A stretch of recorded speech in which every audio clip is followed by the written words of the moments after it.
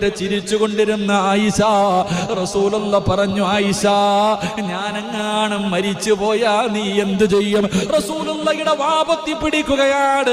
മുത്തുനബിയുടെ വാപത്തി പിടിച്ചിട്ട് പറയുന്നു, നബിയേ,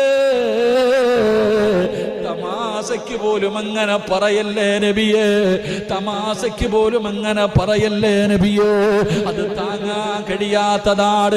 ആയിഷ ബീവിക്കത് താങ്ങാൻ കഴിയാത്ത കാര്യമാണ്. എന്റെ പ്രിയമുള്ളവരെ, പ്രവാചകന് സൂചനകൾ കൊടുത്തു തുടങ്ങി. അള്ളാഹുവിന്റെ റസൂലിന് പനി പിടിച്ചു. രോഗങ്ങൾ അള്ളാഹുവേ ഓരോ ദിവസം കഴിയുമ്പോഴും രോഗം കൂടുകയാണ്. അള്ളാഹുവിന്റെ പ്രവാചകൻ ജന്നത്തുൽ മുഅല്ലയിലേക്ക് കടന്നുപോയി. കുടുംബക്കാരോട് മുഴുവനും പോയി യാത്ര പറഞ്ഞു. എല്ലാവരോട് സലാം പറഞ്ഞു. അള്ളാഹുവിന്റെ പ്രവാചകന് തിരിച്ചു വന്നു. ജന്നത്തുൽ ബഖീയിലേക്ക് കടന്നുപോയി. എല്ലാവരോടും യാത്ര പറഞ്ഞു. തന്റെ ഭാര്യമാരോട്, തന്റെ മക്കളോട്